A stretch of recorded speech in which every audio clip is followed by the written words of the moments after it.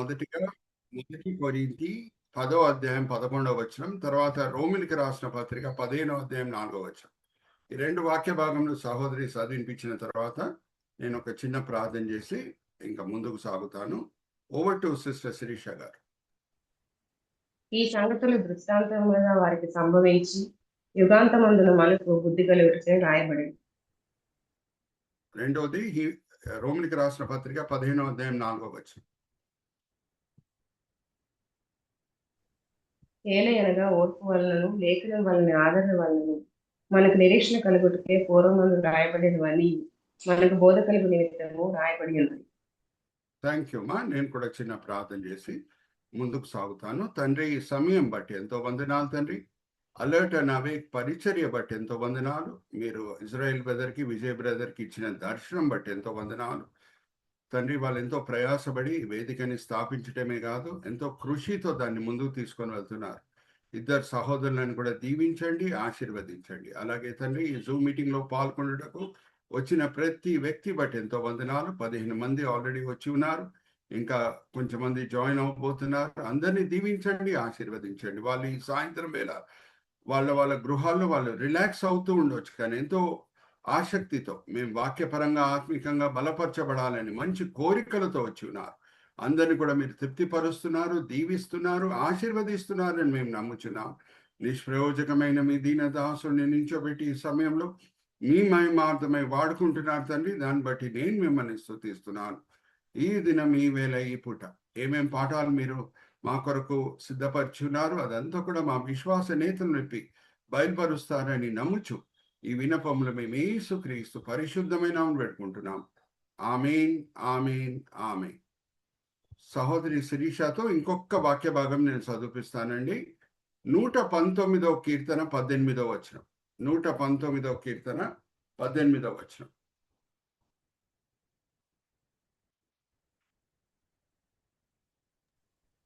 నేను నీ ధర్మశాస్త్రమునందు ఆశ్చర్యమైన సంగతులను చూసినట్లు నా కన్నులు తెరువు. ఆశ్చర్యమైన సంగతులు నేను చూచినట్లు నా కన్నులను తెరువు. ఇది మనము జ్ఞాపకం పెట్టుకుందాం. అనేక సార్లు మనం బైబిల్ చదువుతూనే ఉంటాం. ప్రతిసారి చదివినప్పుడు అప్పటి వరకు కొన్ని విషయాలు ఏం అర్థం అవ్వలేదో మనకి అర్థమయ్యేటట్లు దేవుడే ఆయన కృప చూపిస్తారు. అప్పటి వరకు మనం చూడని సత్యాలు ఇప్పుడు చూచేటట్లు దేవుడు ఆయన కృప చూపిస్తారు. సో ఈ వాక్యంని కూడా మనం ఆధారం చేసుకొని ముందుకు వెళ్దాం. Vijay brother, you can show the slides. Vijay brother మనకి స్లైడ్స్ చూపిస్తారు. ఎప్పుడు లెక్కనే 2 జనరల్ స్లైడ్స్ నేను చూపించేసి ఇప్పుడు ఈ దినము 47వ అధ్యాయంకి నేను వస్తాను. ఆదికాండం 46వ అధ్యాయం వరకు మనం చదువుకున్నామండి. ఇప్పుడు మనం ఈరోజు 47వ అధ్యాయం ధ్యానించబోతున్నాము. ఎప్పుడు లెక్కనే 2 జనరల్ స్లైడ్స్ నేను చూపిస్తాను. బైబిల్ స్టడీలో ఉన్న మెథడాలజీ ఆ పద్ధతి ఏంటి అనేది నేను ప్రతిసారి గుర్తు చేస్తాను, ఎందుకంటే ఫస్ట్ టైమర్స్ కూడా ఉండొచ్చు, వాళ్ళ బెనిఫిట్ కొరకు.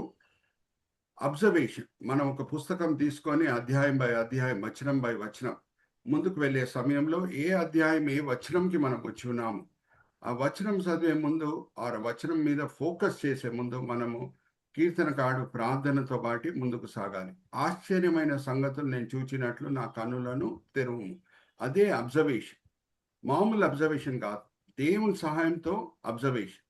దాని తర్వాత ఎప్పుడు మనం దేవుని సహాయం తీసుకొని ఆ దేవుని మీద ఆధారం పడి ఒక వాక్యంని మనం చూస్తాము, అది ఎలాగ మనం అర్థం చేసుకోవాలో దేవుడు ఆయనే మార్గం సరళపరుస్తారు. దాన్ని మనం ఏమంటామంటే interpretation. Brother, point cursor at interpretation. Brother Vijay brother, interpretation మీద కర్సర్ పెట్టి చూపించండి. దాని తర్వాత మూడోది, నేర్చుకున్న పాఠాలు మన క్రైస్తవ జీవితంలో అమలుపరచుట. 3 స్టెప్స్ వేస్తేనే బైబిల్ స్టడీ వెనకాల ఉన్న ఉద్దేశం మనము సాధించినట్టు. అబ్జర్వేషన్, ఇంటర్ప్రిటేషన్, చివర్లో అప్లికేషన్. దాని తర్వాత మనము నెక్స్ట్ స్లైడ్కి వెళ్దామండి. We take a 360 perspective.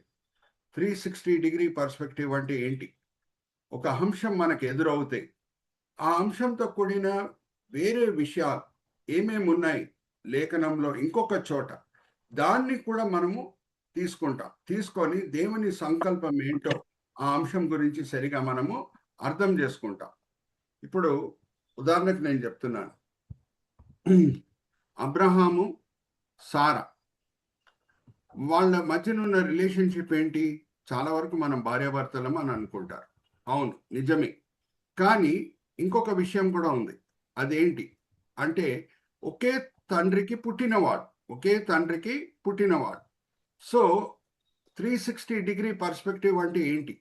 ఆ సమయంలో పాపులేషన్ తక్కువగా ఉండింది, దేవుడు అది అనుమతించాడు. కానీ మనము మరి లెవికాండం 16:8 మనం వస్తే అప్పుడు 360 పర్స్పెక్టివ్, దేవుని సంకల్పం ఏంటో మనకు అర్థమవుతుంది. ఇజ్రాయేలీల జనసంఖ్య పెరిగే కొలది ఏమని అంటున్నాడు, మీరు ఒకే తండ్రి కన్నా తల్లి కన్నా పుట్టిన సహోదరిని మీరు పెళ్లి చేసుకోకూడదు. ఒకసారి అది చదువుదామా? మా శిరీష 16:8 చదవమ్మా, లెవికాండం. అప్పుడు అహరోను యెహోవా పేరిట ఒక చీటీని విడిచిపెట్టే మేక. సారీ మా, నేను ఆ వాక్య భాగం చెప్తాను.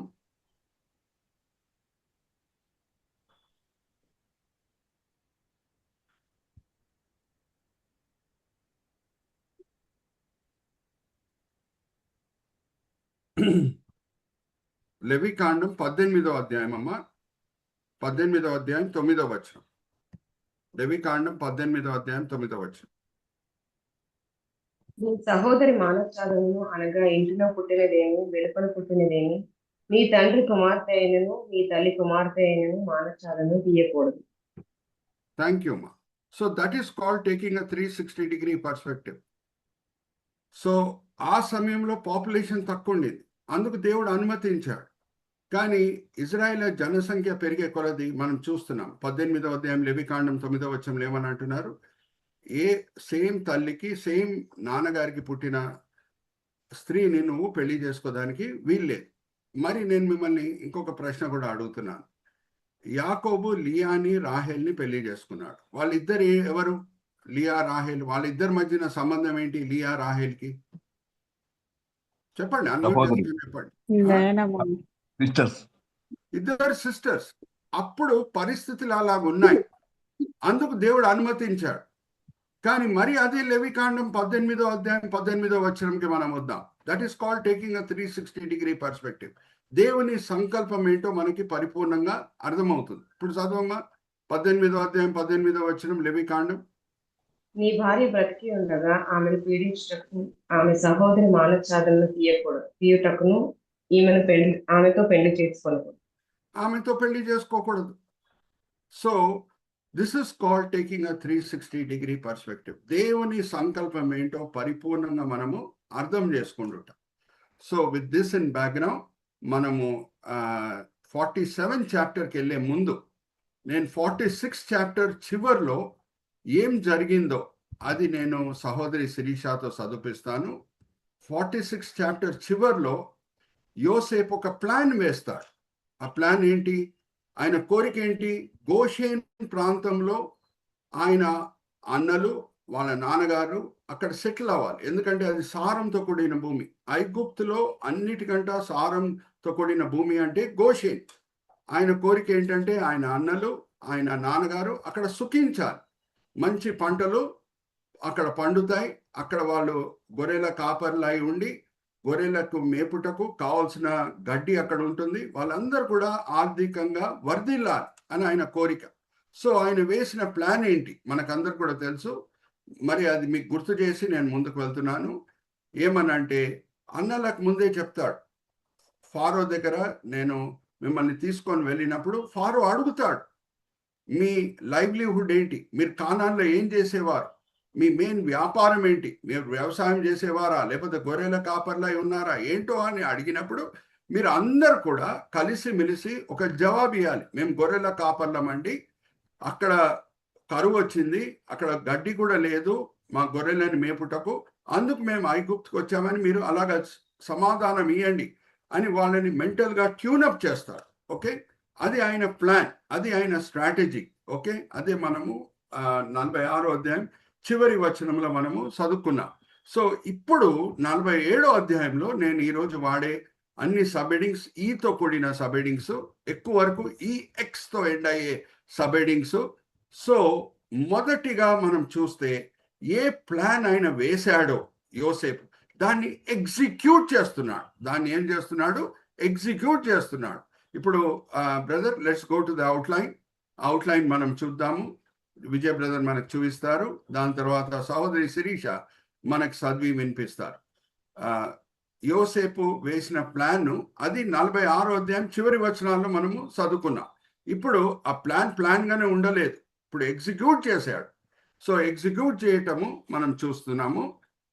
విజయ్ బ్రదర్ చూడండి, మనకి స్లైడ్స్ చూపిస్తున్నారు. 47వ అధ్యాయము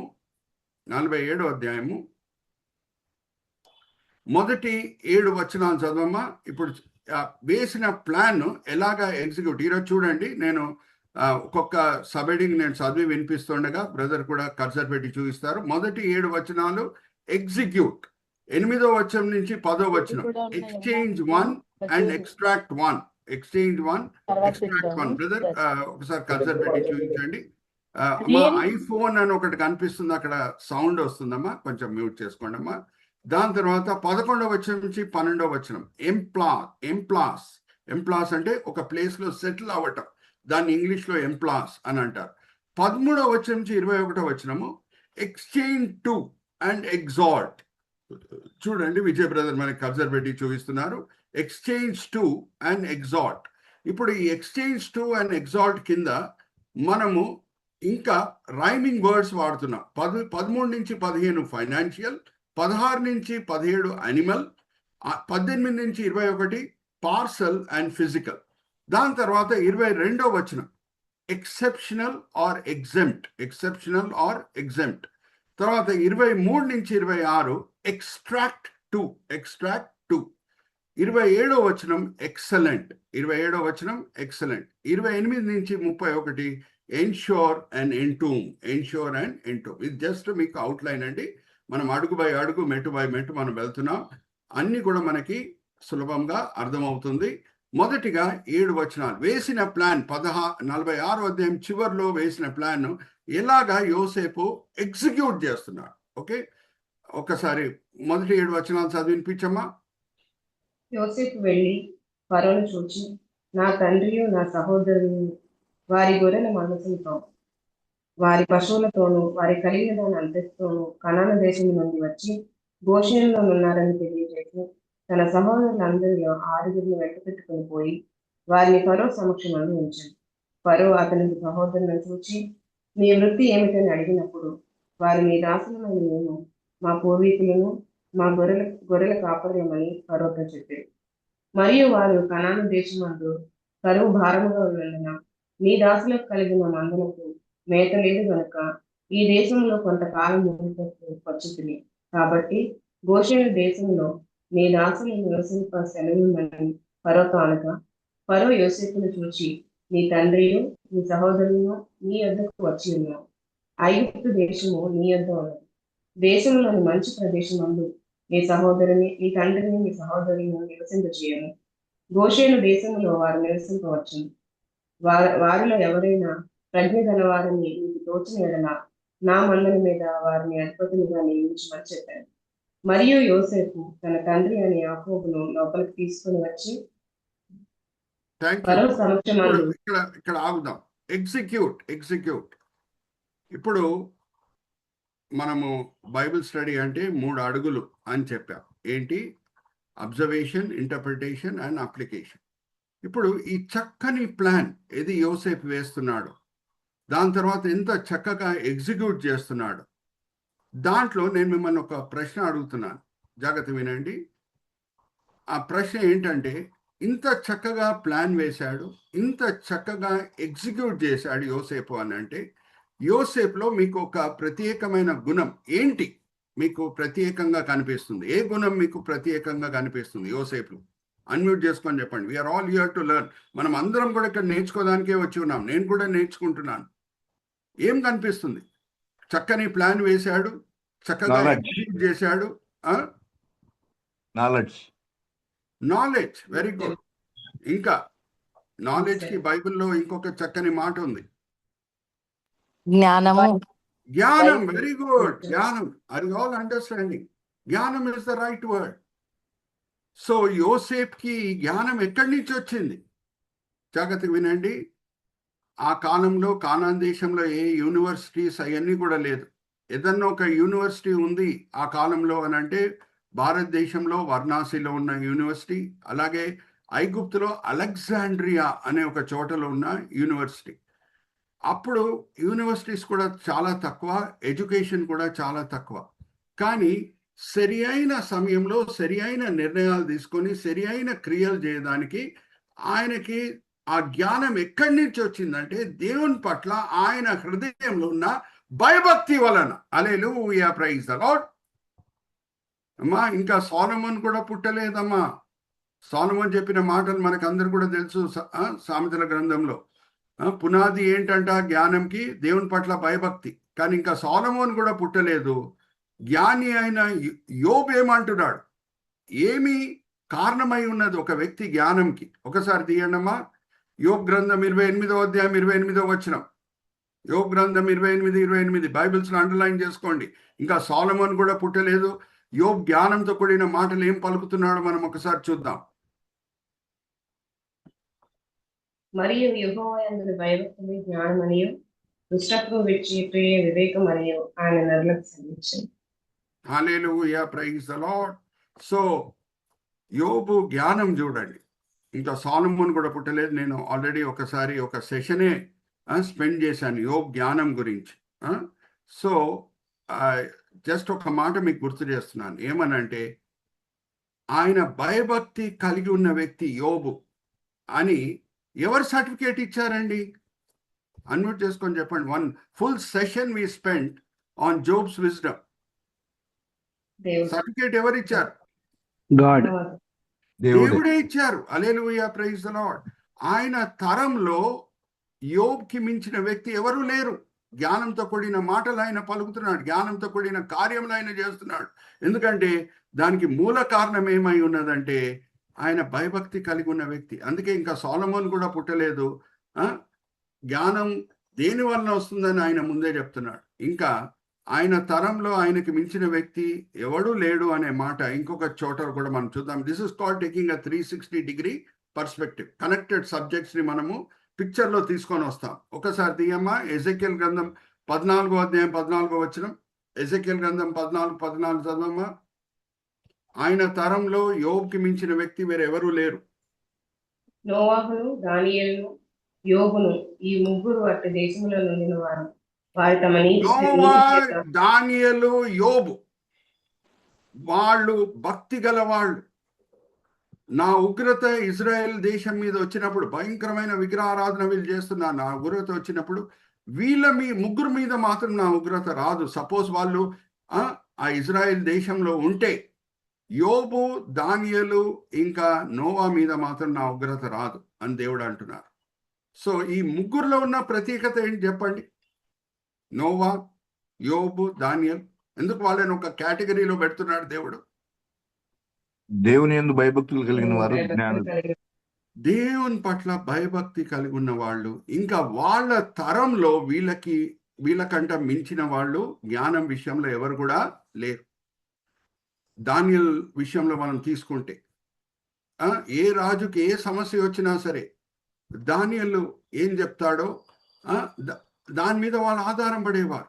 ఇంకా నోవా, జాగ్రత్త వినండి, దేవుడిచ్చిన జ్ఞానం బట్టి, దేవుడిచ్చిన ఇన్స్ట్రక్షన్స్ బట్టి ఆయన ఎంత చక్కని ఓడ కడతాడు అని అంటే, ఈ రోజు కూడా ఇంజనీర్స్, ఎవరు షిప్ బిల్డింగ్ ఇంజనీర్స్ ఉన్నారో దాని స్పెసిఫికేషన్స్ని చూస్తే, దాని లెంత్, బ్రెత్, హైట్ అవన్నీ చూస్తే, అరే దాని బాయన్సీ దీనికి ఎంత బెటర్ ఎక్కడా ఉండదు అని అంటారు. అక్కడ వాడే పదం ఏంటంటే బాయన్సీ. షిప్ బాయన్సీ అని అంటే ఎంత బ్యాలెన్స్డ్గా అది ఉంటుందో సముద్రంలో అన్నా నీళ్ళ మీద అన్నా, దాన్ని బట్టి అది ములుగదానికి ఆస్కారము ఉండదు. సో ఎంత జ్ఞానంతో ఆయన ఆ ఓడను కట్టాడు, దేవుని మీద ఆధారం పడి, దేవుని దగ్గర నుంచి పొందిన ఆజ్ఞలు బట్టి. సో వీళ్ళకి మించిన వ్యక్తులు ఎవరు కూడా లేరు. సో యోసేపు సమయంలో యోసేపుకి మించిన వ్యక్తి ఎవరు లేరు. అందుకే ఎంత చక్కగా అన్ని ప్లాన్ చేస్తున్నాడు, చక్కగా ఎగ్జిక్యూట్ చేస్తున్నాడు. ఇప్పుడు జాగ్రత్తగా వినండి, మనం ఎక్కడున్నా సరే, ఏ ఉద్యోగంలో ఉన్నా సరే, ఏ వ్యాపారంలో ఉన్నా సరే, ఏ చదువులో ఉన్నా సరే, కాలేజ్ ఆర్ స్కూల్లో దేవుని పట్ల భయభక్తి కలిగి ఉంటే మన జ్ఞానంని చూసి అన్యులు ఆశ్చర్యపడతారు. మన జ్ఞానంని చూసి, మన ప్రాబ్లమ్ సాల్వింగ్ ఎబిలిటీస్ని చూసి అన్యులు ఆశ్చర్యపడతారు. ఎక్కడి నుంచి వచ్చింది వీళ్ళకి ఇంత జ్ఞానం అని ఆశ్చర్యపడతారు. Are you all with me? So first 7 verses ఏంటంటే చక్కగా ప్లాన్ చేయటమే కాదు, చక్కగా ఎగ్జిక్యూట్ చేయటం. తర్వాత ఎక్స్చేంజ్ 1 అండ్ ఎక్స్ట్రాక్ట్ 1. ఎక్స్చేంజ్ అంటే ఏంటి? కాన్వర్సేషన్. ఇద్దరి మధ్యన మాటలను ఏమంటారు?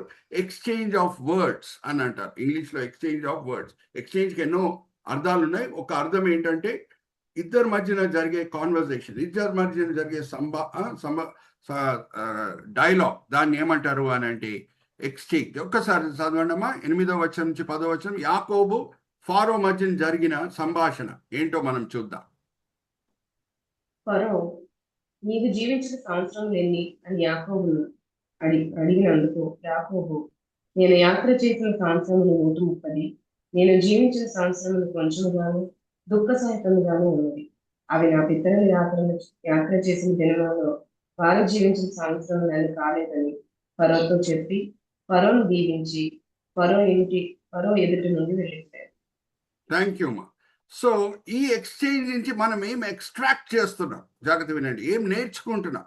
Brother point cursor at extract 1. ఏం మనము ఇద్దరి మధ్యన చిన్న సంభాషణ జరిగింది, ఏం నేర్చుకుంటున్నాం దాని నుంచి?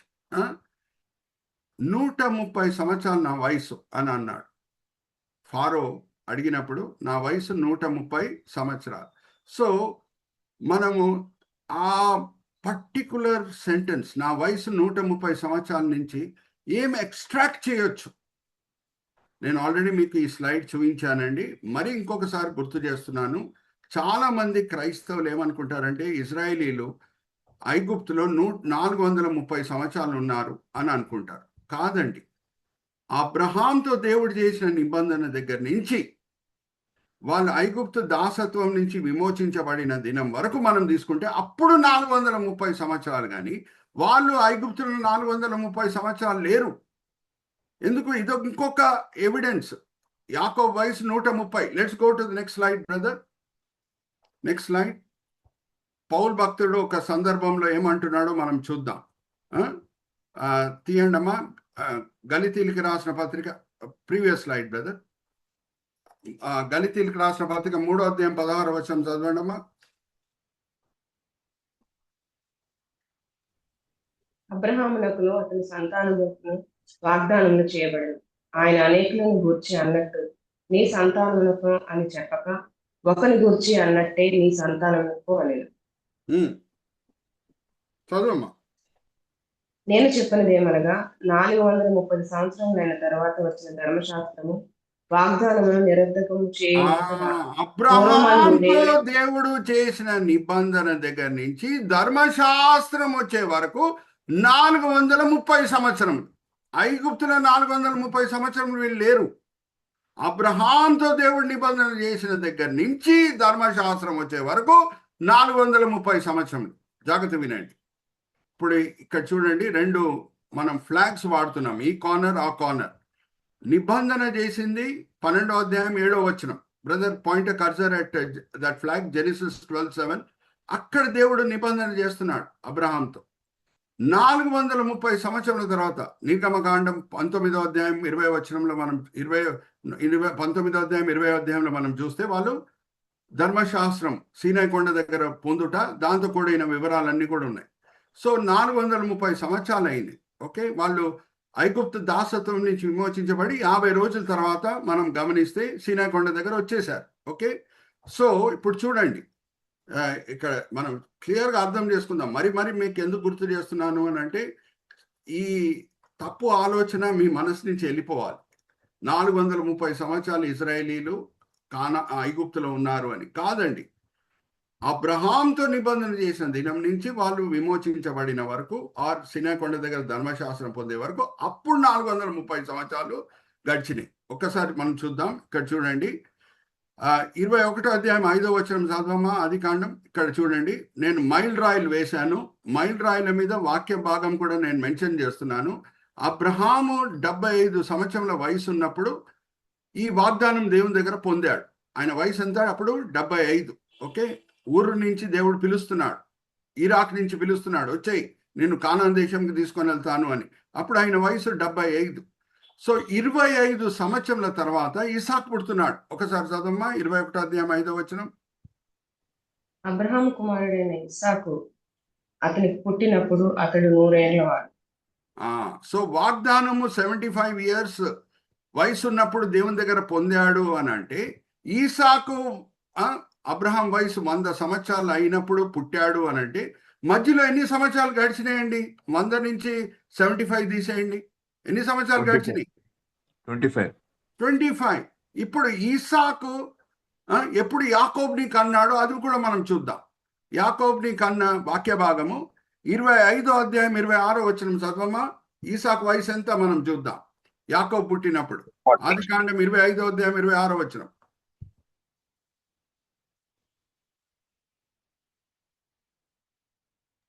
ఆదికాండం 25:26 అమ్మా. తర్వాత అతని సహోదరుడు బయటకు వచ్చినప్పుడు అతని చెయ్యి ఏశావు మడవను పట్టుకొని ఉండను గనుక అతనికి యాకోబు అని పేరు పెట్టబడింది. ఆమె వారికి కనినప్పుడు ఇస్సాకు 65 ఏళ్లవాడు. 60 సంవత్సరాలు. ఓకే, ఇప్పుడు మనం అడుగు బై అడుగు, మెట్టు బై మెట్టు మనం వెళ్దాం. 25 సంవత్సరముల తర్వాత ఈసాకు పుట్టాడండి.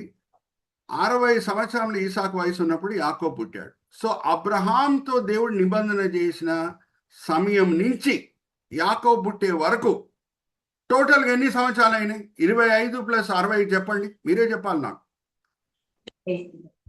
80 చెప్పండి అమ్మా. 85. Correct, you're right. ఇప్పుడు యాకోబు వయసు ఐగుప్తుకు వచ్చినప్పుడు 130. ఇక్కడ 47వ అధ్యాయం 9వ వచనం. అది ఆల్రెడీ సహోదరి శిరీష చదివినిపించారు కదా. Brother Vijay, point cursor at that mile stone. ఆ మైల్ స్టోన్ మీద, మైల్ రాయి మీద కర్సర్ పెట్టి చూపించండి. 47వ అధ్యాయం 9వ వచనంలో మనం చూసాం ఏంటి? ఫారో అడుగుతున్నాడు, నీ వయసు ఎంత అంటే 130 సంవత్సరములు అని అంటున్నాడు. సో 130 సంవత్సరములు అనగానే అబ్రహాంతో దేవుడు నిబంధన చేసిన సంవత్సరం నుంచి, ఓకే, ఈసాకు పుట్టాడు, 25 సంవత్సరాలు గడిచినాయి. యాకోబు పుట్టాడు, 60 సంవత్సరాలు గడిచినాయి. మరి ఐగుప్తుకు వచ్చేటప్పుడు 130 సంవత్సరములు యాకోబు అంటే మరి 130 సంవత్సరములు గడిచినాయి. 25 + 60 + 130 ఎంతో మీరే చెప్పాలి నాకు. 215. గట్టి చెప్పమ్మా, అందరికి వినిపించేటట్లు. 215. ఇప్పుడు 430 సంవత్సరం నుంచి ఎప్పుడు ఐగుప్తుకి యాకోబు వచ్చాడో అప్పటి నుంచే లెక్కలు ప్రారంభం అవుతాయి. ఎందుకంటే ముందు యోసేపు వచ్చాడు, ఆయన ఒక్కడే వచ్చాడు. యాకోబు కుటుంబంగా వచ్చాడు. అందరు ఇజ్రాయేలీలు కానాన్ నుంచి ఐగుప్తుకి రావటము, ఆ దినం ఏంటంటే యాకోబు వచ్చిన దినమే, యోసేపు వచ్చిన దినం కాదు. ఓకే, సో 430 నుంచి 215 సంవత్సరాలు తీసేస్తే 215 సంవత్సరంలో వాళ్ళు ఉన్నారు అక్కడ. Are you all with me? Amen చెప్పండి. Can I hear and amen?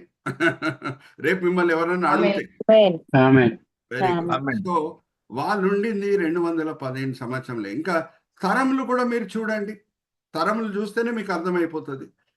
Levy వచ్చాడు యాకోబుతో బాటి.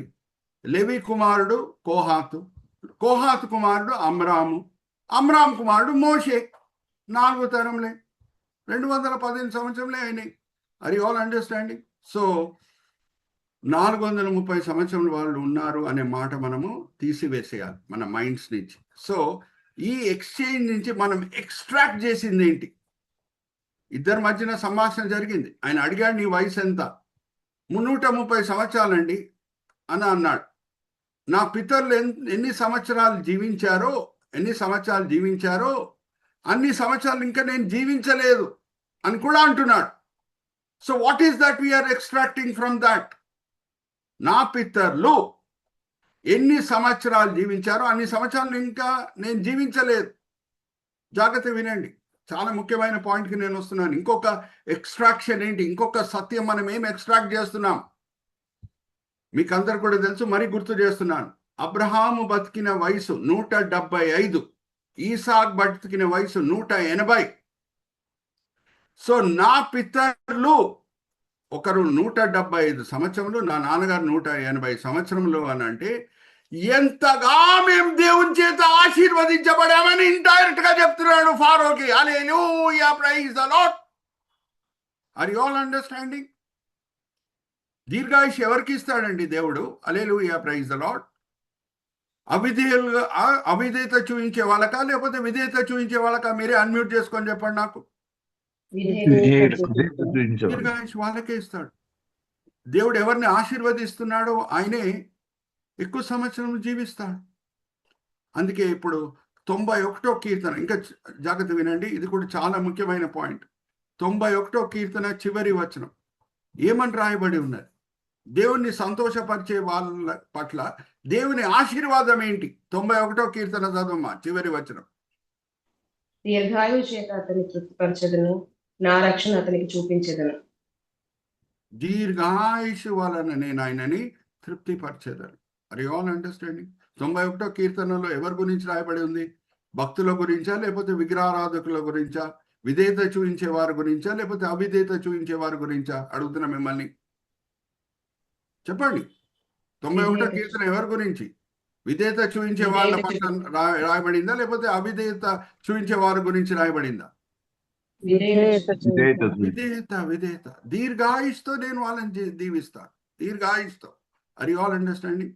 సో ఇండైరెక్ట్ గా ఫారోతో చెప్తున్నాడు యాకోబు ఏమనంటే, నా పితరులు నాకంటే ఎక్కువ సంవత్సరంలో బతికారండి, 130 సంవత్సరంలో గ్రేట్ అని అనుకోకండి. నా పితరులు నాకంటే ఎక్కువ సంవత్సరంలో బతికారు. మేము దేవుని చేత ఆశీర్వదించబడిన వాళ్ళము, మేము ప్రత్యేకమైన జనాంగము. Hallelujah, praise the Lord. Are you all with me? So just small exchange, but what are we extracting? దాని నుంచి మనం నేర్చుకున్న సత్యంలు ఏంటి? మొదటిగా ఇజ్రాయేలీలు ఐగుప్తులో 430 సంవత్సరం లేరు, కానీ 215 సంవత్సరంలో ఉన్నారు.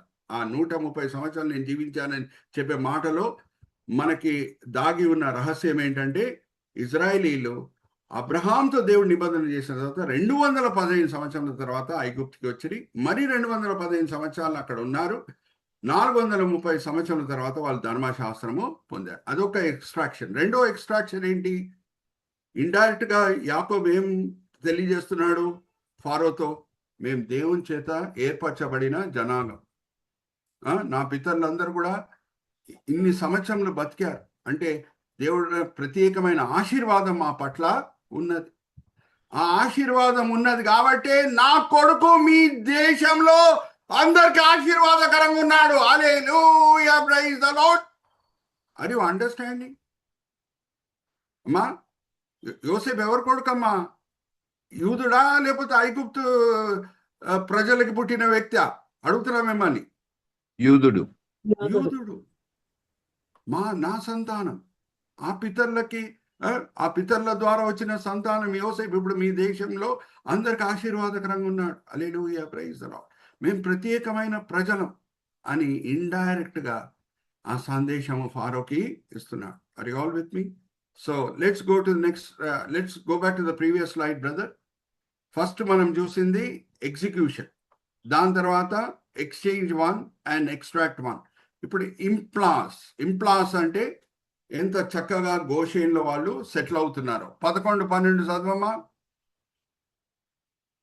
11-12 ఇంప్లాస్ ఎక్కడ వాళ్ళు సెటిల్ అవుతున్నారు, ఎంత చక్కగా అక్కడ వర్ధిల్లుతున్నారో మనం చూద్దాం. 11వ వచనం నుంచి 12వ వచనం. ఫరో ఆజ్ఞాపించినట్లు యోసేపు తన తండ్రిని తన సహోదరులను ఐగుప్తు దేశంలో నివసింపజేసి ఆ దేశములో రామెసేను అని మంచి ప్రదేశములో వారికి స్వాస్థ్యము ఇచ్చారు. మరియు యోసేపు తన తండ్రిని తన సహోదరులను తన తండ్రి కుటుంబపు వారందరినీ వారి వారి పిల్లల లెక్కల చొప్పున వారికి ఆహారం ఇచ్చి సంరక్షించారు. థ్యాంక్ యూ మా. ఆ చక్కని చోట వాళ్ళకి ఇచ్చి కావాల్సిన ఆహారం కూడా ఇస్తున్నాడు. So 11 and 12 is impulse. దాని తర్వాత ఇప్పుడు చాలా ముఖ్యమైన పాయింట్కి మనం వస్తున్నామండి. 13వ వచనం నుంచి 21వ వచనం. ఇది ఎక్స్చేంజ్ 2. దాని తర్వాత ఎగ్జాల్ట్. ఇక్కడ ఎక్స్చేంజ్ అర్థం వేరు. ఓకే, ఇక్కడ ఎక్స్చేంజ్ అర్థము వేరు. అక్కడ వచ్చి ఇద్దరి మధ్యన జరిగిన సంభాషణకి మనం వాడిన పదం ఏంటంటే ఎక్స్చేంజ్. ఇక్కడ యోసేపు ఎలాగా ఫారోకి ఆశీర్వాదకరంగా ఉన్నాడో మనము చూడబోతున్నాం. ఎంత ఆశీర్వాదకరంగా ఉన్నాడు, ఎంత నమ్మకంగా ఉన్నాడు. యోసేపు అన్న ఫారో ఎంత మేలు పొందాడు, అంతా కూడా మనం ఇప్పుడు చూడబోతున్నాం. 13వ వచనం నుంచి 21వ వచనం మనం ఇంకా డివైడ్ చేస్తున్నామండి.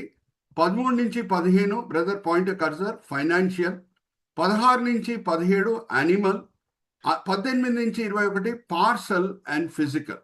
ఓకే, ఇంకా దీని తర్వాత నేను ఒక ప్రాముఖ్యమైన విషయం కూడా మీతో పంచుకుంటాను. ఏమనంటే, మనం ముస్లిం ఫ్రెండ్స్తో అప్పుడప్పుడు మాట్లాడుతూ ఉంటాము, వాళ్ళకు కూడా సువార్త తెలియచేయటకు ప్రయత్నిస్తాము. వాళ్ళు అప్పుడప్పుడు మనల్ని అడిగే ప్రశ్న, నేను ఒక డిబేట్లో పాల్గొన్నప్పుడు వాళ్ళు నన్ను అడిగిన ప్రశ్న ఫస్ట్ ఏమడిగారంటే, ఎక్కడన్నా ఇద్దరు రాజులు ఉంటారండి ఒకే దేశంలో అని అడిగారు. ఉండరండి అని నేను అన్నాను, సామాన్యంగా ఉండరు అని అన్నాను. దాని తర్వాత వాళ్ళు వేసిన ఇంకొక ప్రశ్న, దేవాది దేవుడు అబ్రహాం దేవుడు రాజువేనా అని అడిగారు. అవును అని అన్నాను. యేసుక్రీస్తు కూడా రాజువేనా అని అడిగారు. అవునండి అని అన్నాను. మరి మీరే చెప్పారు కదండి 2 రాజులు ఒకే సమయం ఉండడానికి వీలు కాదు అని నన్ను అడిగారు. అప్పుడు నేను ఏం జవాబు ఇచ్చాను, దాన్ని బట్టి వాళ్ళ దగ్గర ఇంకా వేరే ఏం ప్రశ్నలు లేవు ఇంకా నన్ను అడుగుటకు. అదంతా కూడా నేను ఈరోజు మీకు తెలియజేయబోతున్నాను. ఓకే, సో ఇప్పుడు మనం చదువుదాం. Brother, let's look at that slide brother once again. Exchange to and exalt, exchange to and exalt. ఇప్పుడు చూడండి, ప్రజలు ఆహారం కొరకు యోసేపు దగ్గర వచ్చినప్పుడు ఆయన ఆహారము ఇస్తూ ఏం పుచ్చుకున్నాడు, వాట్ వాస్ ఎక్స్చేంజ్డ్, అండ్ ఎక్కడ అది తీసుకొని వచ్చాడు. అమ్మాడు, డబ్బులు తీసుకున్నాడు, ఎక్కడ డబ్బులు తీసుకొని వచ్చి పెడుతున్నాడు. ఒకసారి మనం చూద్దాం. 13వ వచనం నుంచి 15వ వచనం చదవమ్మా. కరువు మిక్కిలి భారమైనందున ఆ దేశమంతటను ఆహారం లేకపోయాడు. కరువు వలన ఐగుప్తు దేశంలో కనాను దేశమును క్షీణించింది. వచ్చిన వారికి ధాన్యం అమ్ముట వలన ఐగుప్తు దేశంలోను కనాను దేశంలోను దొరికిన ద్రవ్యం అంతా యోసేపు సమకూర్చను. ఆ ద్రవ్యం అంతటిని యోసేపు ఫరో నగరులోనికి తెప్పించాడు. ఐగుప్తు దేశమందును డబ్బులతో అమ్మాడు, డబ్బులని తీసుకొని వచ్చి ఆయన దగ్గర పెట్టుకోలేదు, కానీ ఫారో రాజభవనంలో అక్కడ ట్రెషరీలో అది దాచిపెట్టాడు. హల్లెలూయా, ప్రైజ్ ది లార్డ్. ఫస్ట్ ఆహారం అమ్మటం వలన ఫారో రాజభవనం లోపల, ఫారో ట్రెషరీ లోపల ఏమొచ్చింది, ఫారో దేనికి ఇప్పుడు యజమాని అయ్యాడు అని అంటే, ఐగుప్తు ప్రజల డబ్బులు అన్నిటికీ కూడా ఈయన యజమాని అయ్యాడు ఫారో. ఓకే, సో ఫస్ట్ ఎక్స్చేంజ్ ఏం చేశాడు, డబ్బులు తీసుకొని ఆహారము ఇచ్చాడు. నెక్స్ట్ మనం చూద్దాం యానిమల్. ఆ కాలంలో మిమ్మల్ని అడుగుతున్నా ఒక ప్రశ్న. యోబు గ్రంథము 1వ అధ్యాయం 1-5 వచనాలు మనం చూస్తే, యోబు బ్యాంక్ బ్యాలెన్స్ ఇన్ని కోట్ల రూపాయలు బ్యాంకులో ఉండిందని రాయబడి ఉందా? ఆయన దగ్గర ఇన్ని గొర్రెలు ఉన్నాయి, ఇన్ని మేకలు ఉన్నాయి, ఇన్ని గాడిదలు ఉన్నాయి, ఇన్ని ఒంటెలు ఉన్నాయని ఉందా? చెప్పండి మీరే. మేకలు, గొర్రెలు, గాడిదలు. ఆ కాలంలో ఆస్తి అని అంటే మంద. ఎన్ని గొర్రెలు, ఎన్ని మేకలు, ఎన్ని గాడిదలు, ఎన్ని ఒంటెలు. ఇంత బ్యాంక్ బ్యాలెన్స్ ఉంది, ఇన్ని కోట్ల రూపాయలు కెనరా బ్యాంకులో ఉంది, ఆర్ స్టేట్ బ్యాంక్ ఆఫ్ ఇండియాలో ఉంది అని చెప్పడానికి లేదు. ఆస్తి అని అంటే ఎలాగ లెక్క పెట్టేవారు అని అంటే, ఎన్ని గొర్రెలు ఉన్నాయి, ఎన్ని మేకలు ఉన్నాయి, ఎన్ని గాడిదలు ఉన్నాయి, ఎన్ని ఒంటేలు ఉన్నాయి, అలాగా లెక్కలు వేసేవారు. సో ఇప్పుడు డబ్బులు అన్నీ కూడా ఐగుప్తు ప్రజలు దగ్గర తీసుకొని ఫారో దగ్గర చేర్చాడు.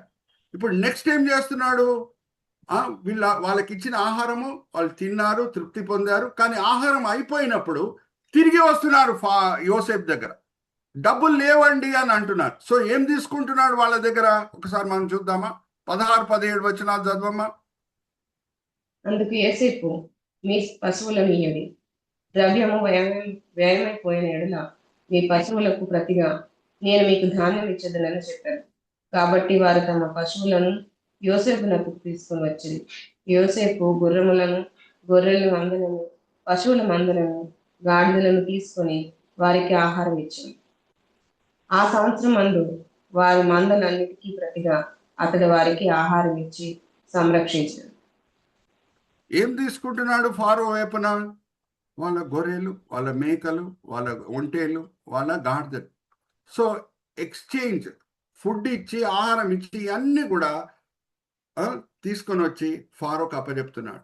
ఫారోవే ఇప్పుడు దీనికి అన్నిటికీ కూడా యజమాని. ఓకే, నెక్స్ట్ 18వ వచనం నుంచి 21వ వచనం. పార్సల్ అంటే భూమి అండి. ఇక్కడ పార్సల్ అంటే ఏదో కొరియర్ తీసుకొని వచ్చే పార్సల్ కాదు. ఇంగ్లీష్లో భూమికి వాడబడిన పదం ఏంటంటే, సినోనిమ్స్ మనం చూస్తే ఒక సినోనిమ్ ఏంటంటే భూమికి పార్సల్ అండ్ దెన్ ఫిజికల్.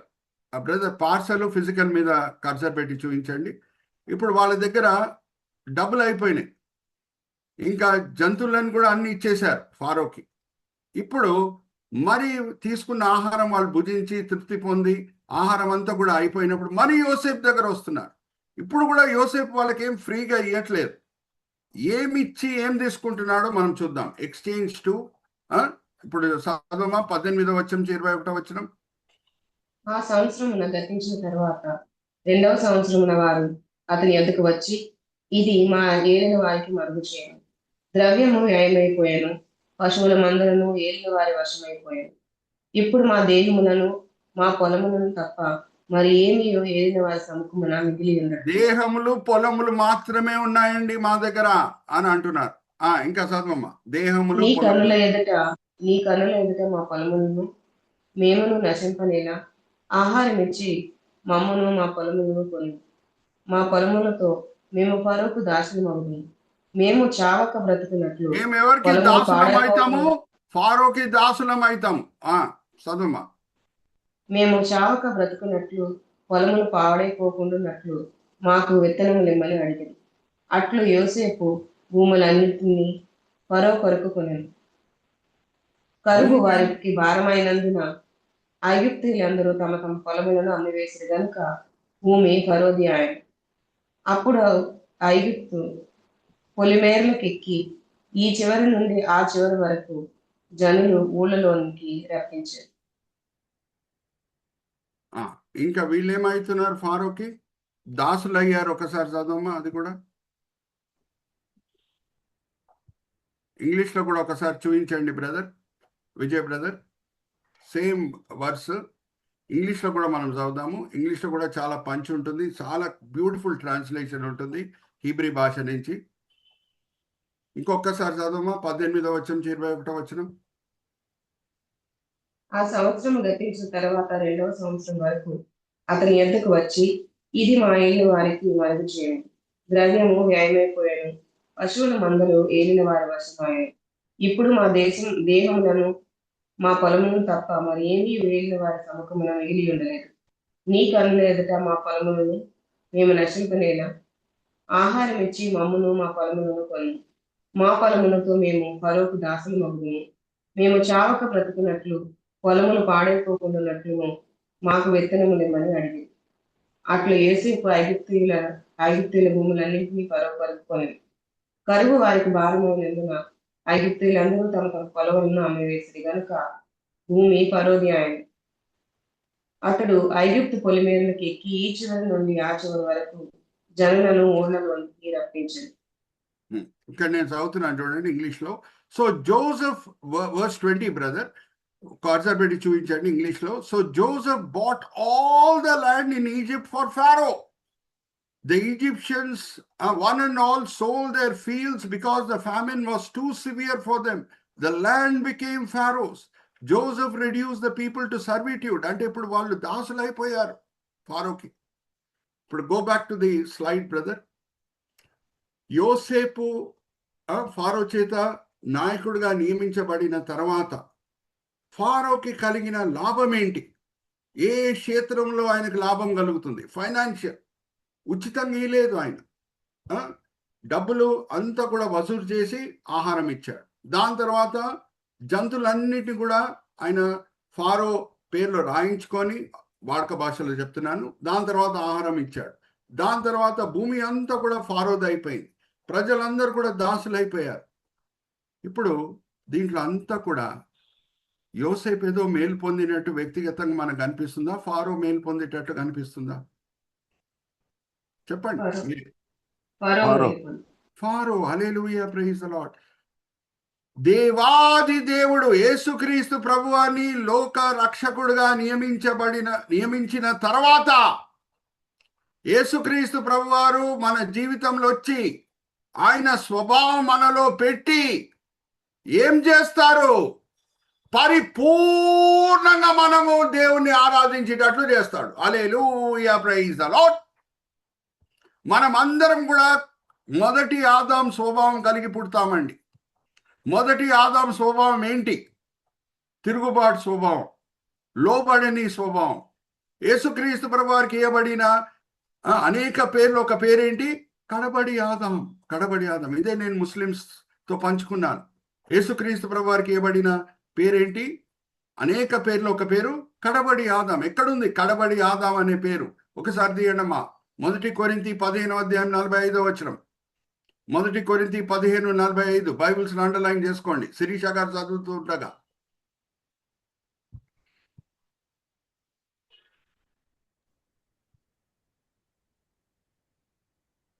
ఇందు విషయమై ఆదామను మొదటి మనుష్యుడు జీవించు ప్రాణి ఆయనను వ్రాయబడి ఉన్నది. కడపటి ఆదాము జీవింపజేయు ఆత్మ ఆయన. కడబడి ఆదాము జీవింప చేసే ఆత్మ అయ్యాను. Are you all understanding? ఏమయ్యాను? ఆయన కొత్త జీవితం ఇచ్చే వ్యక్తి అయి ఉన్నాడు. మొదటి ఆదాం స్వభావం తీసేసి కడబడి ఆదాం స్వభావం పెడతాడు. ఇప్పుడు ఆ కడబడి ఆదాం స్వభావం ఎటువంటిది? కొంచెం లోతులో వెళ్దాం, ఇది బైబిల్ స్టడీ కాబట్టి. అమ్మా, ఎక్కడ ఆదాము అవిధేయత చూపించాడమ్మా? ఈదెన్ తోటలన్నా, లేకపోతే ఈదెన్ తోటల దగ్గర ఉన్న ఒక వృక్షం దగ్గర? అడుగుతున్నా మిమ్మల్ని. జ్ఞానం ఇచ్చే వృక్షం దగ్గర అవిధేయత చూపించాడా, లేకపోతే జస్ట్ ఈదెన్ తోటలో ఎక్కడో ఒక చోటలో అవిధేయత చూపించాడా? వృక్షం దగ్గర. వృక్షం దగ్గర. పరిస్థితులన్నీ కూడా అనుకూలంగా ఉన్నప్పుడా, పరిస్థితులు అనుకూలంగా లేనప్పుడా? ఏమన్నా దాహంకి గురి అయ్యాడా ఆదాము? ఆకలికి గురి అయినప్పుడా? అన్ని అనుకూలంగా ఉన్నప్పుడు. పరిస్థితులు అన్ని కూడా అనుకూలంగా ఉన్నప్పుడు. కానీ కడబడి ఆదాం ఎక్కడ విధేయత చూపిస్తున్నాడు పరమ తండ్రి పట్ల? పరిస్థితులు ఏది కూడా అనుకూలంగా లేవు. ఇంకొక మ్రాను దగ్గర. హల్లెలూయా, ప్రైజ్ ది లార్డ్. మ్రాను మీద వేలాడు వాడు శాపగ్రస్తుడు. అది కూడా సిల్వ కూడా ఒక చెట్టువే. అక్కడ పరిస్థితులు భయంకరంగా ఉన్నాయి. ఆ పరిస్థితిలో విధేయత చూపిస్తున్నాడు కడబడి ఆదాం. ఆ స్వభావం మనలో పుట్టిస్తాడు. పరమ తండ్రికి మనం కంప్లీట్గా లోబడతాం. నేను ముస్లిమ్స్కి చెప్పిన మాట ఏంటంటే, మీ ఖురాన్లోనే ఒక చాప్టరే ఉంది, దాని పేరు యూసుఫ్. అంటే యూసుఫ్ అంటే యోసేపుని వాళ్ళు యూసుఫ్ అని అంటారు. మీరు చదివారా? దాంట్లో వచ్చి యోసేపు అన్నలు వచ్చి యోసేపుని ఏం మాట పలికి అడ్రస్ చేస్తున్నారు, ఏమని చెప్పి పలుకుతున్నారు యోసేపు దగ్గర నించొని? ఈ దేశంకి రాజా అని అంటున్నారు. ఖురాన్లో ఉన్న చాప్టర్ వర్స్ వాళ్ళకి చూపించాను. సో రేపు ఎవరన్నా ముస్లిమ్స్ మిమ్మల్ని అడిగితే 2 రాజులు ఎలాగ పరిపాలిస్తారండి ఒకే సమయంలో అని అంటే, మీరు ఇదే చెప్పాలి. మీ ఖురాన్లో యోసేపు గురించి రాయబడి ఉన్నది, యూసుఫ్ అనేది ఉంది. ఆయన అన్నలు వచ్చి ఫారో రాజుగా ఉన్నప్పుడే, ఆల్రెడీ ఫారో అక్కడ రాజు అయి ఉన్నాడు, కానీ యోసేపు ఫారో చేత నియమించబడిన రాజు. అలాగే పరమ తండ్రి దేవాది దేవుడు ఈ లోకంకి రాజు అయి ఉన్నాడు, కానీ ఆయన నియమించిన రాజు యేసు. ఆయన నియమించబడిన తర్వాత ప్రజల్లో కడబడి ఆదాం స్వభావం పుట్టిస్తాడు. ఇప్పుడు ఐగుప్తు ప్రజలందరూ కూడా సంతోషంగా దాసులయ్యారా లేదా? ఫారోకి చెప్తున్నా, అడుగుతున్నా, సంతోషంగానే ఉన్నారా? వాళ్ళకి కావాల్సిన ఆహారం దొరికిందా? యేసుక్రీస్తు ప్రభువు మనకి రక్షణ ఇచ్చి మనం సంతోషంగా దేవుని వెంబడించేటట్లు చేస్తాడు. Hallelujah, praise the Lord. Are you all with me? So హీబ్రీయులకు రాసిన పత్రిక 1వ అధ్యాయం 1వ వచనంలో ఏముంది? అనేక సమయంలో అనేక విధానాలుగా రక్షకుడు గురించి పరమ తండ్రి మన పితలతో మాట్లాడుతూనే వచ్చాడు. అనేక సమయంలో అనేక విధానాలుగా, అంటే ప్రవచనాలు ఉన్నాయి, సూచనలు కూడా ఉన్నాయి. సో యేసుని సూచించే వ్యక్తులు ఎవరు పాత నిబంధనలో అని అంటే ఈసాక్ మనకు గుర్తొస్తాడు, అలాగే యోసేపు గుర్తొస్తాడు, యోబు కూడా గుర్తొస్తాడు. హల్లెలూయా, ప్రైజ్ ది లార్డ్. యోబు శ్రమల ద్వారా ప్రయాణమై వెళ్ళిన తర్వాత హెచ్చింపబడాడు. సో మనము ఈ పాఠం ఏం నేర్చుకుంటున్నామో మన దగ్గరే దాచిపెట్టుకోకూడదండి. ఎవరన్నా ముస్లిమ్స్ మనల్ని కన్ఫ్యూజ్ చేయడానికి ప్రయత్నిస్తే వెంటనే వాళ్ళకి మనం జవాబిచ్చే స్థాయిలో ఉండాలి. Okay, so let's go back to that slide brother. స్లైడ్కి మనం తిరిగి వెళ్దాం.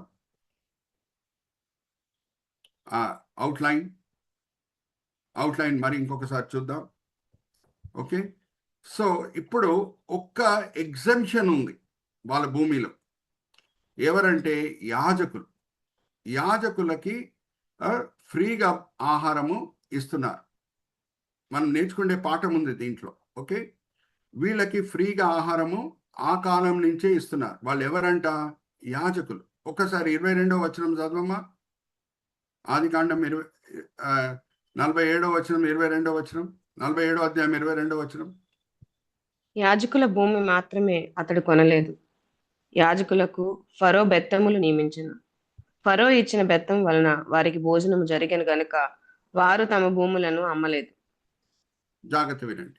So there is an exception. Exception ఎవరు అని అంటే యాజకులు. యాజకులకి ఫారో ఇస్తున్నాడు, స్పెషల్ ప్రివిలేజ్ ఇస్తున్నాడు.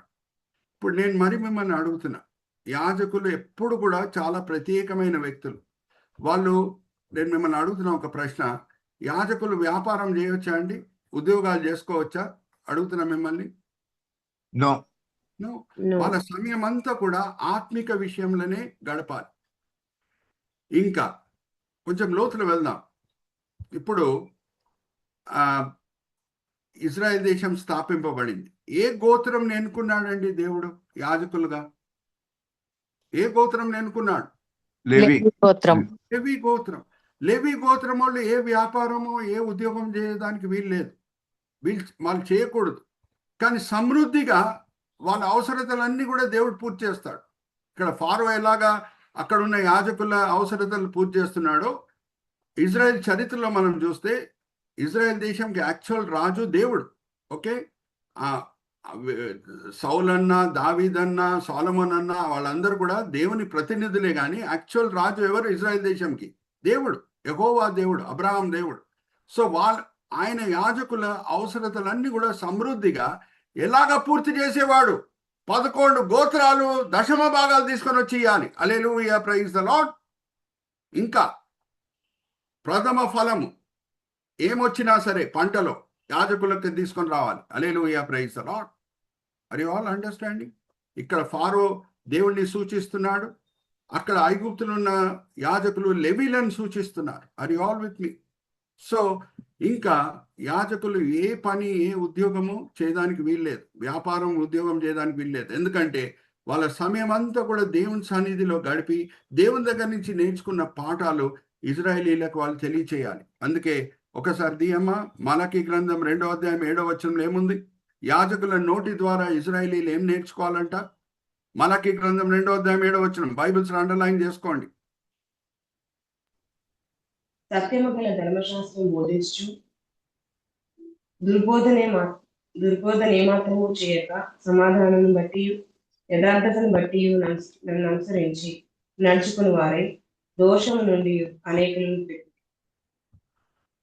దోషముల నుంచి శరీరారిలో తీసుకొని రావాలి యాజకులు. ఇంకా చదవమ్మా, మలకీ గ్రంథం 7వ వచనం నుంచి. యాజకులు సైన్యములకు అధిపతి యెహోవా దూతలు గనుక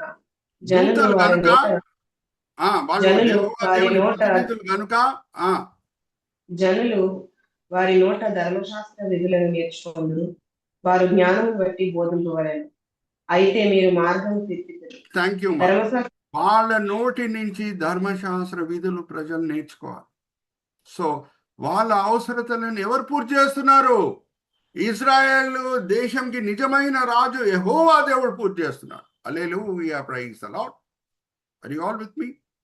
so this is Bible study. అందుకే మనం ఇంత లోతులో వెళ్తున్నాం. దాని తర్వాత 27వ వచనంకి మనం వచ్చేద్దాం. 27వ వచనంకి మనం వచ్చేద్దాం. 23 నుంచి 26 ఒక్కసారి చదివేద్దామమ్మా. ఎక్స్ట్రాక్ట్ 2 అంటే అన్ని ఫారో ఆస్తిగా యోసేపు మార్చేస్తున్నాడు. ఒకసారి చదవమ్మా. 23 నుంచి 26. యోసేపు, ఇదిగో నేను మిమ్మును మీ భూములను ఫరో కొరకు కొని ఉన్నాడు. ఇదిగో మీకు విత్తనములను పొలములను విత్తుడు. పంటలు 5వ భాగము ఫరోకి ఇవ్వబడింది. 4 భాగములు పొలములను విత్తుటకును మీకును మీ కుటుంబ వారికి ఆహారమునకును మీ పిల్లలకు ఆహారమునకును నీవై ఉండునని ప్రజలతో చెప్పగా వారు, నీవు మమ్మల్ని బ్రతికించుతుంది, ఏదైనా వారి కటాక్షము మా మీద ఉందని ఫరోకు దాసులు ఉందని చెప్పింది. అప్పుడు 5వ భాగము ఫరోదని నేటి వరకు యోసేపు ఐగుప్తు భూములను గుర్చి కట్టడి నియమించాడు. యాజకుల భూములు మాత్రమే మినహాయింపబడింది. అవి ఫరోకు కావు. Thank you. ఇప్పుడు ఇంకొకటి ఏంటి? ఎక్స్ట్రాక్ట్ 2. బ్రదర్ విజయ్ పాయింట్ ఇంగ్లీష్లో కూడా మీరు ఒకసారి చూపించండి. ఏమని చెప్తున్నాడు? ఫారో వైపున ఫారో మేలు కొరకు యోసేపు తీసుకొని వచ్చిన ఆజ్ఞ ఏంటి? ఇప్పుడు రాబోయే దినంలో నేను మీకు ఇచ్చే విత్తనాలు బట్టి విస్తారమైన పంటలు మీరు పొందబోతున్నారు. ఆ పంటలో మీరు ఏం చేయాలి? ఇక్కడ చూడండి. బట్ 24th verse నుంచి నేను చదువుతున్నాను. But when the crop comes in, give a fifth of it to Pharaoh. Give a fifth of it to Pharaoh. The other 4/5 you may keep as seed for the fields and food for yourself and your households and your children. Okay? Inka 26th verse ki manam vachedam. So Joseph established it as a law concerning land in Egypt, still in force today, that a fifth of the produce belongs to Pharaoh. Are you all with me? So ఇక్కడ మరి ఒక ఫారోకి మేల్కరంగా ఉన్న ఒక చట్టం తీసుకొని వస్తున్నాడు. ఫుడ్లో ఒక చిన్న ట్యాక్స్ పెట్టాడు. ఏమనంటే 1/5 of the food goes to the Pharaoh's house. చూడండి, యోసేపు రాజుగా నియమించబడిన తర్వాత, అధికారిగా నియమించబడిన తర్వాత నేను మిమ్మల్ని ఒక ప్రశ్న అడుగుతున్నాను. ఫారో లాభం పొందాడా లేదా? మేలు పొందాడా లేదా? Yes or no? Yes. Are you all with me? యేసు లోక రక్షకుడుగా నియమించబడిన తర్వాత అప్పటి వరకు జాగ్రత్త వినండి.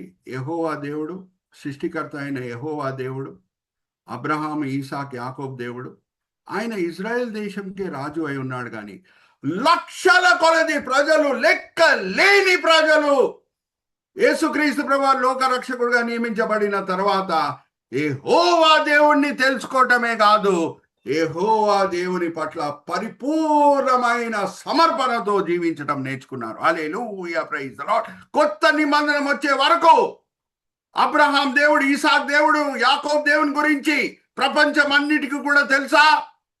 అడుగుతున్నా మిమ్మల్ని. అన్మ్యూట్ చేసుకొని చెప్పండి.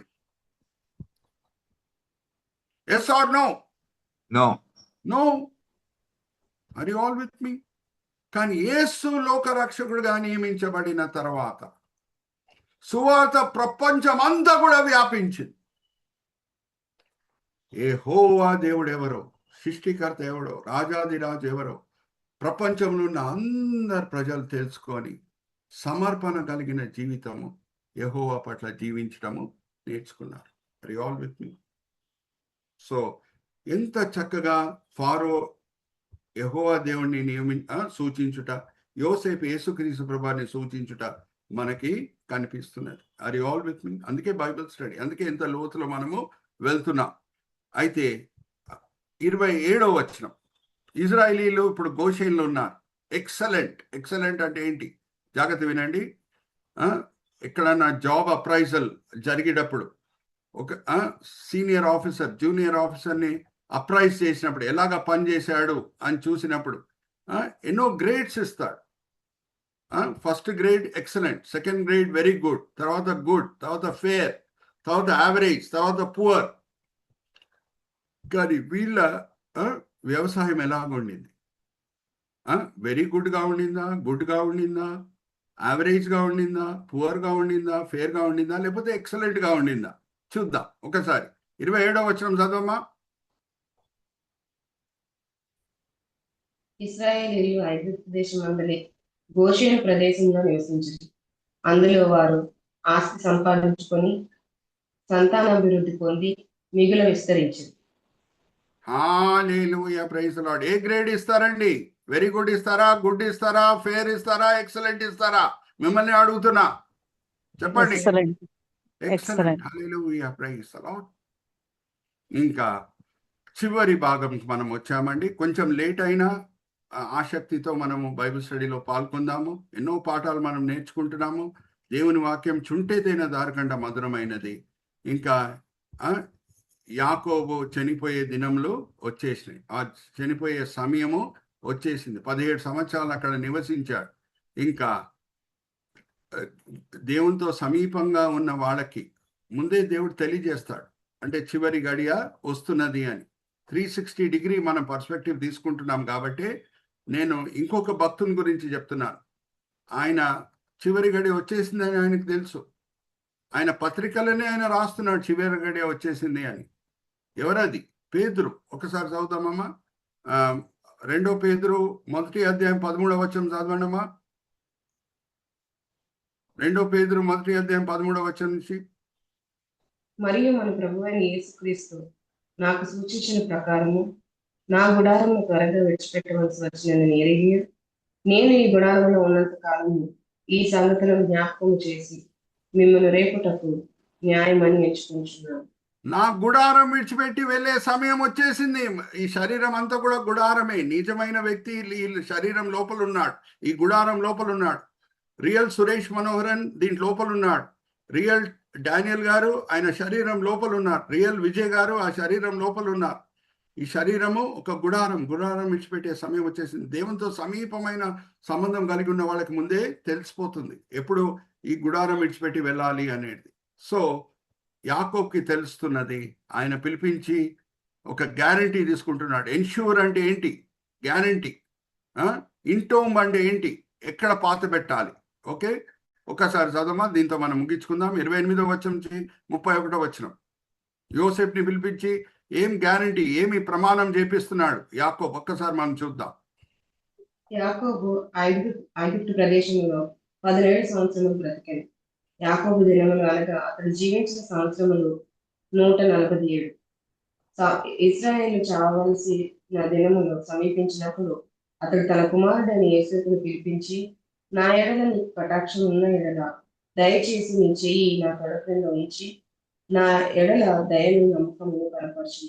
ఎట్లనగా నన్ను ఐగుప్తులో పాతి పెట్టకము, నా పితరులతో కూడా నేను పండుకున్నట్లు ఐగుప్తులో నేను తీసుకొని పోయి వారి సమాధిలో నన్ను పాతి పెట్టమని అతనితో చెప్పాను. అందుకు అతడు, నేను నీ మాట చొప్పున చేసేదనను. మరియు అతడు నాతో ప్రమాణం చేయమన్నప్పుడు యోసేపు అతనితో ప్రమాణం చేశాను. అప్పుడు ఇశ్రాయేలు తన మంచపు తలాపి మీద వంగి దేవునికి నమస్కారం చేశాను. థ్యాంక్ యూ మా. హల్లెలూయా, ప్రైజ్ ది లార్డ్. ఇప్పుడు పాత నిబంధనలో దేవుని ప్రజలు ఇజ్రాయేలీలు వాళ్ళ పౌరస్థితి ఎక్కడుంది? ఐగుప్తులో ఉంటే ఐగుప్తులో లేదు, బాబిలోన్ ఉంటే బాబిలోన్లో లేదు. కానీ వాళ్ళ పౌరస్థితి వాగ్దాన దేశంలో ఉంది. వాళ్ళ పౌరస్థితి ఎక్కడుంది? వాగ్దాన దేశంలో ఉంది. అక్కడే వాళ్ళు చేరాలి. అందుకే యోసేపు కూడా 360 డిగ్రీ పర్స్పెక్టివ్ నేను తీసుకుంటున్నాను. ఆయన చనిపోయే గడియ వచ్చినప్పుడు ఆయన అన్నలను పిలిపించి వాళ్ళ చేత చేపించిన ప్రమాణం ఏంటంటే, ఐగుప్తు దాసత్వం నుంచి దేవుడు మిమ్మల్ని విమోచించినప్పుడు నా ఎముకలన్నింటినీ కూడా మీరు తీసుకొని వెళ్ళి కానాన్ దేశంలో పాతిపెట్టండి. క్రైస్తవులంగా మనం ఎక్కడున్నామో మన పౌరస్థితి పరలోకంలో ఉంది. Hallelujah, praise the Lord. మనం సదాకాలం ఇక్కడ ఉన్న వాళ్ళం కాదు, ఒక దినము పరలోకం చేరుతాం. Hallelujah, praise the Lord. Bible study అంటే ఏంటండి? 3 అడుగులు: అబ్జర్వేషన్, ఇంటర్ప్రిటేషన్, అప్లికేషన్. ఇప్పుడు యూదులకి వాళ్ళ పౌరస్థితి కానాన్ దేశం, దేవుడు వాళ్ళకి వాగ్దానం చేసిన భూమి కానాన్ దేశము అని అంటే, క్రైస్తవులకి ఇచ్చే కానాన్ దేశం ఏంటి? మీ ద్వారానే నేను సమాధానం పొందాలని కోరుకుంటున్నా. చెప్పండి. పరలోకం. పరలోకం. సో మనము ఎన్ని రోజులు భారతదేశంలో ఉంటామో అలాగే క్రైస్తవులు ఎవరు అమెరికాలో ఉన్నారు, ఎక్కడ ఆస్ట్రేలియాలో ఉన్నారు, ఎక్కడ కెనడాలో ఉన్నారు, ఆ ప్రపంచంలో ఎక్కడున్నా సరే కొన్ని రోజులు అక్కడ ఉంటారు, కానీ వాళ్ళ పౌరస్థితి ఎక్కడ ఉందో అక్కడే చివరిలో చేరుతారు. ఎక్కడుంది మన పౌరస్థితి? పరలోకంలో ఉందని ఆ వాక్య భాగం చదివించేసి నేను ముగిస్తున్నాను. అమ్మా, ఫిలిప్పీలకు రాసిన పత్రిక 3వ అధ్యాయం 19వ వచనం చదవమ్మా. ఫిలిప్పీలకు రాసిన పత్రిక 3వ అధ్యాయం 19వ వచనం నుంచి. కొంచెం మంది నిజమైన క్రైస్తవులు కాదు, వాళ్ళు ఎలాగ జీవిస్తున్నారంటే పౌలు భక్తుడికి దాని వలన దుఃఖం కలుగుతుందంట. ఒకసారి చదవమ్మా. నాశనమే వారి అంతము, వారి కడుపే వారి దేవుడు. వారు తాము సిగ్గుపడవలసిన సంగతులను యందు ఆశ్చర్యపడుచున్నారు. భూ సంబంధమైన వాటి అందే మనసు నిలుచున్నారు. మన పౌరస్థితి పరలోకమందున్నది. అక్కడి నుండి ప్రభు అయిన యేసుక్రీస్తు అనే రక్షకుని నిమిత్తము కనిపెట్టుకొని ఉన్నాము. సమస్తమును తనకి లోపరుచుకొని జారిన శక్తిని బట్టి ఆయన మన దీన శరీరమును తన మహిమ గల శరీరమునకు సమరూపము గల దానిగా మార్చు. హల్లెలూయా, ప్రైజ్ ది లార్డ్. క్రైస్తవుల పౌరస్థితి పరలోకం ఉంది. యూదులకి కానాన్ దేశం ఎంత పవిత్రమో, మేము ఇక్కడ పాత పెట్టబడకూడదు, మా పౌరస్థితి మేము అక్కడ ఉండాలి, కానాన్ దేశంలో ఉండాలి అని ఎలాగ కోరుకుంటారో ప్రతి క్రైస్తవుడు అదే ఆసక్తి కలిగి నా పౌరస్థితి పరలోకం ఉంది, నేను పరలోకమేకే వెళ్ళాలి అని జీవించాలి. Hallelujah, praise the Lord. That is the application part. చిన్న ప్రార్థన చేసి మరి ఫ్లోర్ నేను బ్రదర్ ఇజ్రాయెల్ గారికి అప్పచెప్తాను. Brother Vijay, let's go back to the slide outlines. ఈరోజు మనం వాడిన ఒక్కసారి ఫోకస్ చేసి మనం ముగిద్దాము ఈరోజు బైబిల్ స్టడీ. ఎక్కువ వరకు నేను EXలు వాడాను, అన్ని కూడా ఈతోనే స్టార్ట్ అయ్యే సబ్జెక్ట్స్, కానీ ఎక్కువ వరకు EX. మొదటిగా ఎగ్జిక్యూట్, ఎలా చక్కగా ఆయన ప్లాన్ని ఎగ్జిక్యూట్ చేశాడు యోసేపు మనం చూసాము. దాని తర్వాత ఎక్స్చేంజ్ 1 అండ్ ఎక్స్ట్రాక్ట్ 1, ఇంప్లైస్, దాని తర్వాత ఎక్స్చేంజ్ 2, ఎగ్జాల్ట్, దాని తర్వాత దాని కింద financial, animal, parcel and physical, దాని తర్వాత ఎక్సెప్షనల్ అండ్ ఎగ్జెంప్ట్, దాని తర్వాత extract 2, excellent, and finally ensure and intone. చిన్న ప్రార్థన చేసి నేను ఫ్లోర్ తిరిగి ఇజ్రాయెల్ బ్రదర్కి అప్పచెప్తాను. తండ్రి, ఈ సమయం బట్టి ఎంతో వందనాలు, ఈ బైబిల్ స్టడీ బట్టి ఎంతో వందనాలు తండ్రి. ఇజ్రాయెల్ బ్రదర్కి, విజయ్ బ్రదర్కి మీరు ఇచ్చిన ఈ తలంపు, ఈ దర్శనము బట్ ఎంతో వందనాలు. వాళ్ళు ఎంతో ప్రయాసపడి ఈ వేదికని స్థాపించడమే కాదు, ఎంతో కృషితో దాన్ని ముందుకు తీసుకొని వెళ్తున్నారు. ఇద్దరు సహోదరులను దీవించండి, ఆశీర్వదించండి. అలాగే తండ్రి, ఈ దినము ఈ మీటింగ్లో పార్టిసిపేట్ చేయటకు వచ్చిన ప్రతి వ్యక్తి బట్టి ఎంతో వందనాలు. 25 మంది వచ్చారండి. వాళ్ళందరూ కూడా వాళ్ళ వాళ్ళ గృహాల్లో ఈ సమయంలో రిలాక్స్ అవుతూ ఉండొచ్చు, కానీ ఎంతో ఆసక్తితో వాక్యపరంగా, ఆత్మీకంగా మేము బలపరచబడాలని మంచి కోరికలతో వచ్చి ఉన్నారు. అందరినీ కూడా మీరు తృప్తిపరచున్నారు, దీవించున్నారు, ఆశీర్వదించున్నారని మేము నమ్ముచున్నాం. నిష్ప్రయోజకమైన మీ దీనదాసుడు, ఎంతో బలహీనుడు, ఆయనను మీ మహిమార్థమై తండ్రి వాడుకున్నారు. దాన్ని బట్టి ఎంతో వందనాలు. ఏమేం పాఠాలు మీరు మాకు ఈరోజు నేర్పించి ఉన్నారు, మేము వినే వాళ్ళగానే కాకుండా అమలు పరిచే వాళ్ళగా మమ్మల్ని అందరినీ సరిదిద్దండి. ఈ విన్నపములు మేము యేసుక్రీస్తు పరిశుద్ధమైన పెట్టుకుంటున్నాం. ఆమేన్, ఆమేన్, ఆమేన్.